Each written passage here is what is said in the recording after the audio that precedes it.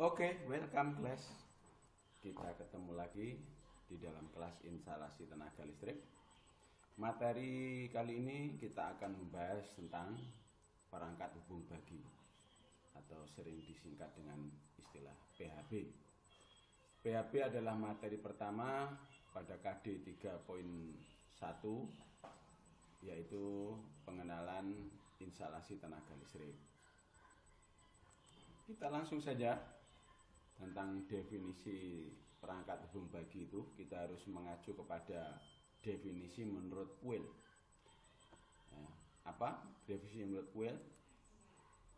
Silakan dibaca. Nah, kalau bahasanya memang undang-undang banget, jadi cenderung terkesan bulat.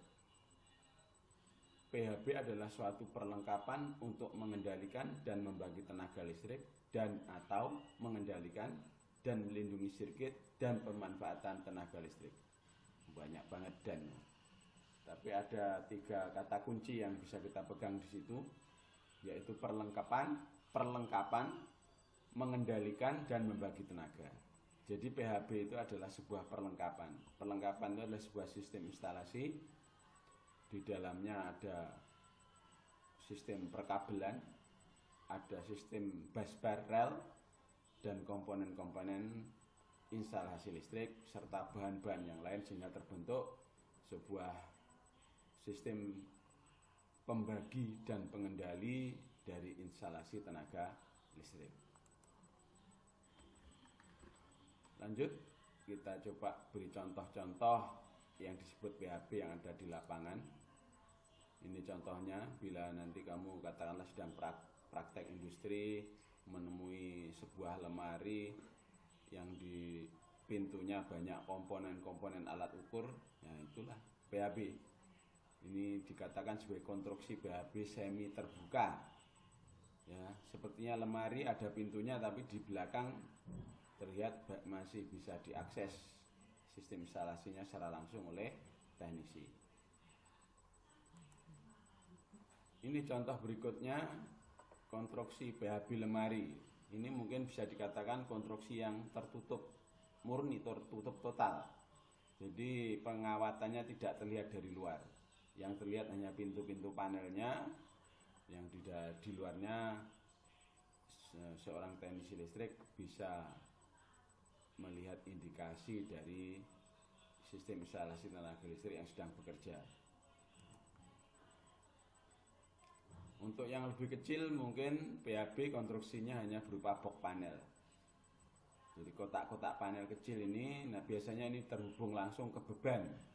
Kalau yang PHB besar kayak yang semi terbuka tadi dan yang lemari tadi, biasanya itu pada induk, ya pada incoming daya, ya arus masuk, kemudian masih dibagi-bagi lagi ke beban. Nah, sebelum masuk ke beban biasanya ada PHB beban sendiri. Di sini ada keterangan, perangkat hubung bagi ini merupakan bagian dari suatu sistem supply. Supply berarti sistem penyedia daya listrik. Sistem supply itu secara umum membagi 3 di dalam kelistrikan, yaitu dari hulunya berupa pembangkitan, di situ adalah generator, di dalamnya juga ada banyak PHB pembangkitan. Kemudian bagian pengiriman atau transmisi, entah tegangan tinggi, tegangan ekstra tinggi, yang nanti akan dilayani di dalam sebuah gardu induk, di situ juga banyak PHB. Nah, di ujung beban mendekati konsumen, di situ ada distribusi, ada PHB lagi. Yang di titik beban nanti dimulai dari yang istilahnya adalah main distribution panel di PHBTR, ya, PHB tegangan rendah. Ini keterangan bahwa sebelum memasuki beban maka diperlukan PHB untuk pengendalian. Nanti kita akan fokus ke PHB yang tegangan rendah saja.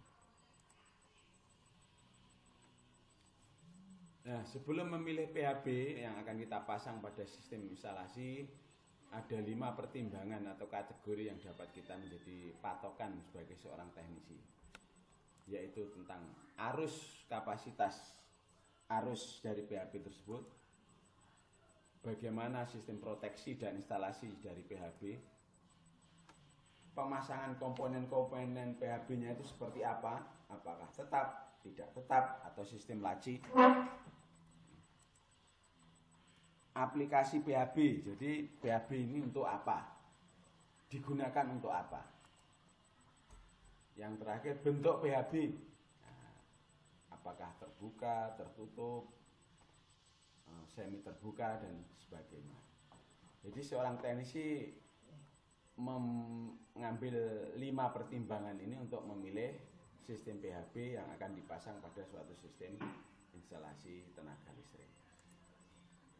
Akan kita bahas satu-satu dari kelima pertimbangan tersebut, tapi Pak Guru tak ngopi dulu.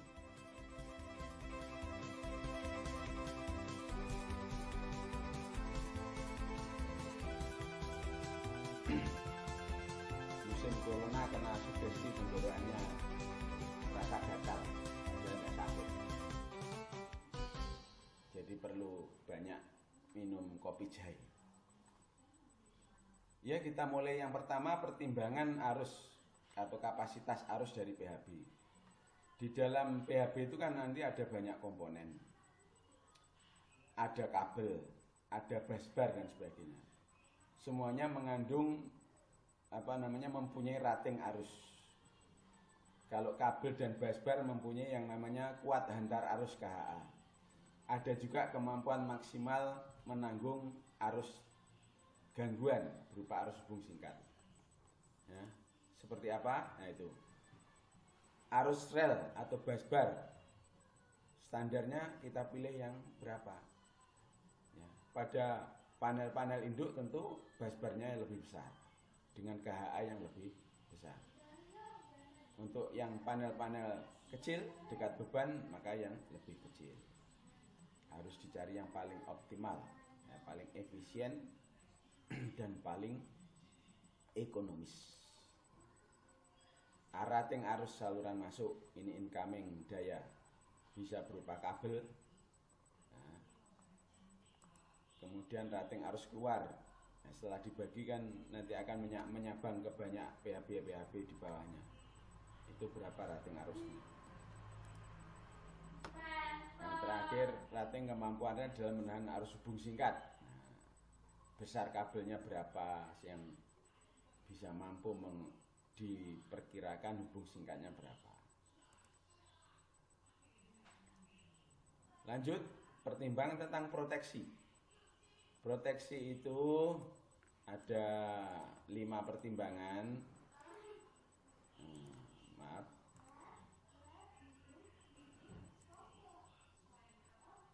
Jadi previous ya.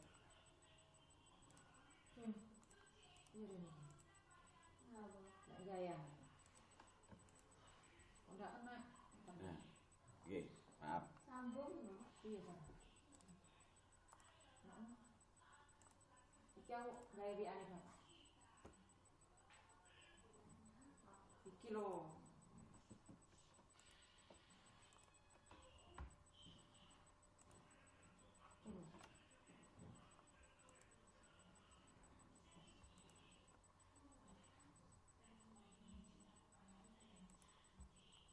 Jadi kita lanjutkan. Mohon maaf ada gangguan sebentar. Terus. Nah, ada 5 pertimbangan di dalam memilih sistem proteksi PHB. Tingkat pengamanan, metode instalasi, jumlah muka operasi, peralatan ukur untuk proteksi, bahan selungkupnya. Nanti dijadikan satu di dalam standar IP, Ingress Protection. Ya, sistem pengamanan seperti apa? Juga dijadikan satu dengan sistem pengaman arus, sistem pengaman arus lebih dan sebagainya. Itu yang dimaksud sistem proteksi dan instalasi. Cara pemasangan komponen PHB bisa jelaskan tadi. apakah pemasangan tetap, pemasangan yang dapat dipindah-pindah, pemasangan sistem laci. Nanti di gambar saya jelaskan seperti apa ini ilustrasinya. Kemudian aplikasi, banyak sekali PHB itu untuk kebutuhan apa. Nah ini saya rangkum paling tidak ada 10 aplikasi dari PHB. Nah yang paling utama nanti kita bahas yang 7 sampai 9 ini. Dimulai PHB utama, PHB untuk distribusi, PHB untuk subdistribusi. Jadi bahwa pengaturan sistem PHB itu memang dimulai dari induk, kemudian dicabang ke panel-panel yang lebih kecil. Bentuk konstruksi PHB ini pertimbangan terakhir. Apakah konstruksi terbuka? Nah, syarat pemilihan konstruksi terbuka seperti ini. Ini biasanya untuk PHB yang ada di gardu induk, di mana memang teknisi qualified yang hanya boleh mengakses. Konstruksi semi tertutup ini masih tegangan cukup tinggi. Ini biasanya di beban-beban industri besar. Dan yang terakhir konstruksi tertutup seperti model lemari tadi itu. Oke, sekarang kita mencoba bagaimana mengimplementasi cara pemilihan dari PHB tersebut. Dari 5 pertimbangan tadi kita ambil contoh, misalnya kita ingin membuat panel induk ya, kita ingin membuat panel induk. Apa saja yang perlu dipertimbangkan?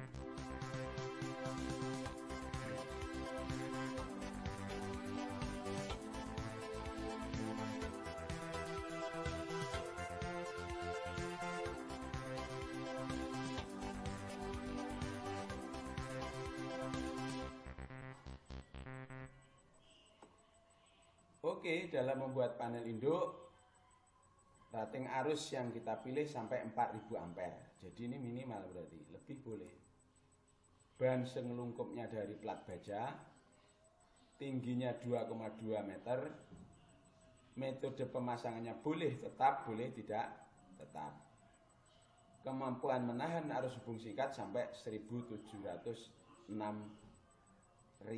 ampere. Nah, dibandingkan kalau kerja normalnya 4000 ampere, maka kemampuan menahan hubung arus singkat sampai 176.000 ampere. Ini untuk panel induk. Nah, untuk panel ini tingkat pengamannya menggunakan ingress protection 40 sampai 54. Jadi perlindungan terhadap benda padat lebih tinggi, kemudian perlindungan terhadap benda cair. Nah, panel distribusi karena dia lebih kecil, maka speknya lebih kecil pula. Yang lebih besar tingkat pengamanannya. Ini karena dimungkinkan dia dekat konsumen, banyak terjadi gangguan, maka proteksinya harus lebih besar. Nah, ini yang tadi saya maksud. Sistem pemasangan tetap itu berarti PHB terkoneksi dengan incoming daya dan beban itu tetap. Ya langsung di skrup di panel tersebut. Jadi untuk memindah-mindah PHB susah. Sedangkan yang dapat dipindah, incoming yang menuju ke PHB itu ada slot, ini bisa dilepas. Nah, yang lebih simpel lagi sistem laci, baik ke beban maupun ke yang incoming masuk itu bisa dilepas. Jadi PHB-nya bisa dipindah kemana-mana. Ini sistem metode pemasangan perlengkapan PHB. Ini konstruksi umumnya yang ada di industri maupun beban besar bengkel. Ya, masuk tegangan menengah, trafo, kemudian ke panel induk, dibagi-bagi ke panel distribusi maupun subdistribusi yang lebih kecil. Saya ilustrasikan dalam bentuk simulasi seperti ini. Dimulai incoming 30 kV ya, 30.000 volt, akan masuk ke PHB TM, perangkat hubung bagi tegangan menengah. Dari situ dia masuk ke trafo, diturunkan ke tegangan rendah 220, 380 sampai 400 volt, masuk ke PHB TR, perangkat hubung bagi tegangan rendah. paling tidak ada 4 sel di dalam PHBTR. Ada panel PLN, panel genset, panel kapasitor, dan main distribution panel itu sendiri, atau sering disebut main distribution board. Ya, tapi untuk beban yang kecil biasanya ini hanya 1 panel, tidak perlu ada 4 sel seperti ini, karena biasanya untuk daya darurat emergency genset tidak ada. Dan untuk perbaikan faktor jaya yang berupa panel kapasitor juga dihilangkan, jadi hanya berupa MDP. Dari MDP dibagi ke SDP, sub distribution panel. Di dalamnya ada sub distribution board, rel-rel, busbar yang akan membagi langsung menuju beban atau load. Demikian. Oke, saya mempunyai sebuah video tutorial kondisi sistem instalasi tenaga pada gedung tipe B3 ini ya. Daya terpasang sampai 1300.000 VA atau 1300 kVA. 1300 kVA berarti berapa ini? 1.300.000 VA. Jadi besar sekali ini. Mungkin ini di komplek ruko besar. Ya, langsung saja tolong diperhatikan, diamati. Tampak keluarnya gardu PLN tegangan menengah. Jadi dia ini wewenang PLN ya. Nah, PLN itu cuma sampai sini aja.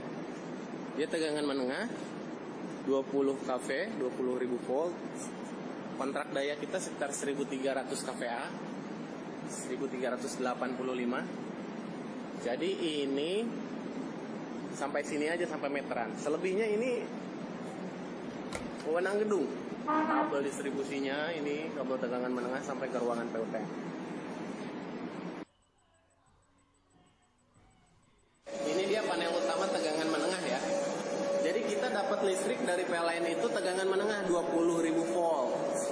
Yang mana ini listriknya maksudnya tegangan sudah tidak aman ya. Jadi kalau orang kena setrum ini udah langsung mati, langsung hangus. Jadi ini sangat berbahaya sekali, potensi resiko. Jadi listriknya boleh dibilang masuk ke gedung itu masih mentah, 20.000 volt. Ya, seperti di dalam teori saya jelaskan, kenapa dia listriknya tegangannya besar, nggak 220 aja atau 380, karena bebannya besar. Ya, bebannya besar. Kalau tegangannya kecil, arusnya besar. Kalau arus besar, kabel penampangnya bisa butuh besar supaya nggak panas. Sehingga PLN menyediakan tegangan distribusi penyalurannya kabelnya ya, supaya kabelnya kecil, efisiensi dari pembangkit itu kan jauh sampai ke pelanggan. Maka sama dia dinaikkan tegangannya.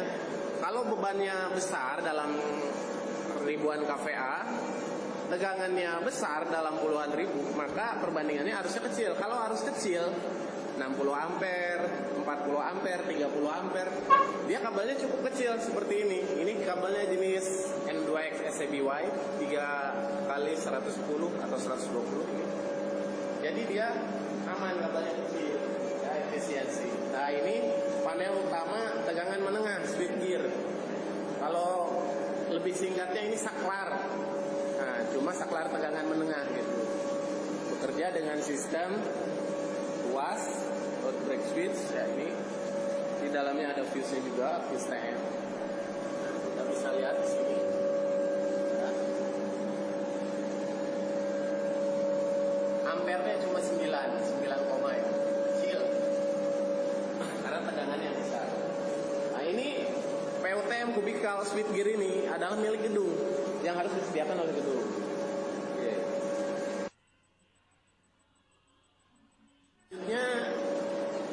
Ini adalah trafo ya, transformator step down, penurun tegangan. Karena kita dapat tegangan listrik dari PLN yang mentah, ya bahasa ininya kita istilahkan mentah aja lah.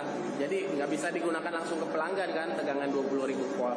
Maka kita butuh alat seperti ini, trafo penurun tegangan. Ini kapasitas trafo 2.500 kVA, ya. Jadi masuknya dia 20.000 volt. 20.000 sampai 24.000. Ini kabelnya N2X yang di belakang itu yang ada 3. Kabelnya masuk 3. HV-nya high voltage. Low voltage-nya keluarnya 4. Nah, karena kita bisa lihat sistemnya di sini. Jadi sistemnya star delta.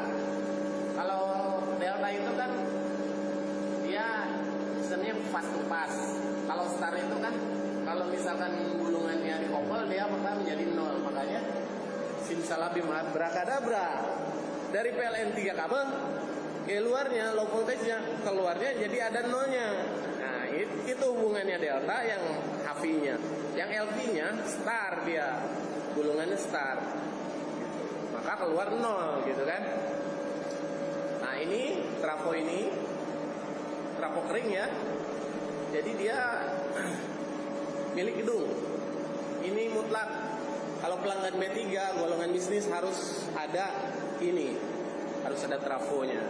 Dan ini juga perawatannya berkala setiap 3 bulan, 6 bulan, per tahun. Ada nanti pengukuran tegangan tembus, ya kan? Purifikasi minyak, trafo. Nah, itu harus diukur secara periodik supaya alatnya masih tetap bisa digunakan.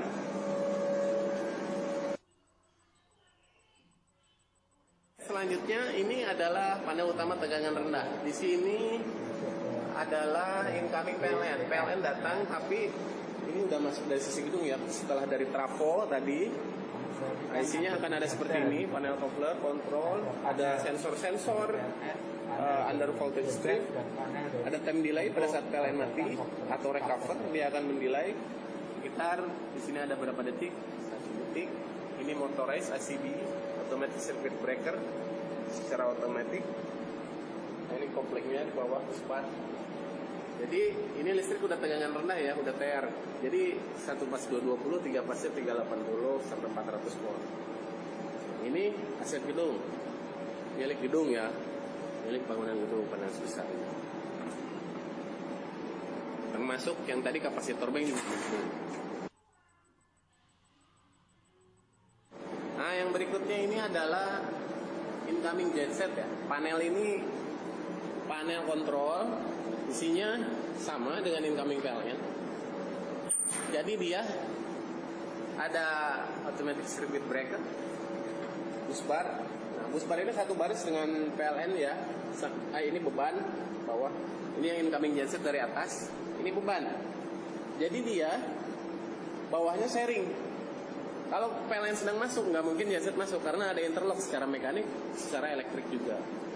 Ya, jadi ada time delay, ada relay, ada under voltage strip, over voltage strip, ada fast failure relay, ada earth failure relay. Jadi EFR, OVR, UVT, sama under voltage strip UVT, under over voltage relay, fast failure relay, VFR, sama EFR, earth failure relay. Kalau groundingnya kurang bagus dia juga akan stop gitu. Nah, ini oke, ya kira-kira itu contoh sistem PHB yang ada di sebuah beban instalasi tenaga listrik yang cukup besar. Oke, saya harap memberi pencerahan yang lebih baik dari video tutorial ini. Nanti untuk lebih jelasnya secara diskusi kita bisa melalui WA group, dan untuk materi-materi berupa tertulis bisa kamu akses di website Pak Guru. Sekaligus di situ ada tugas-tugas yang sebaiknya kalian upload.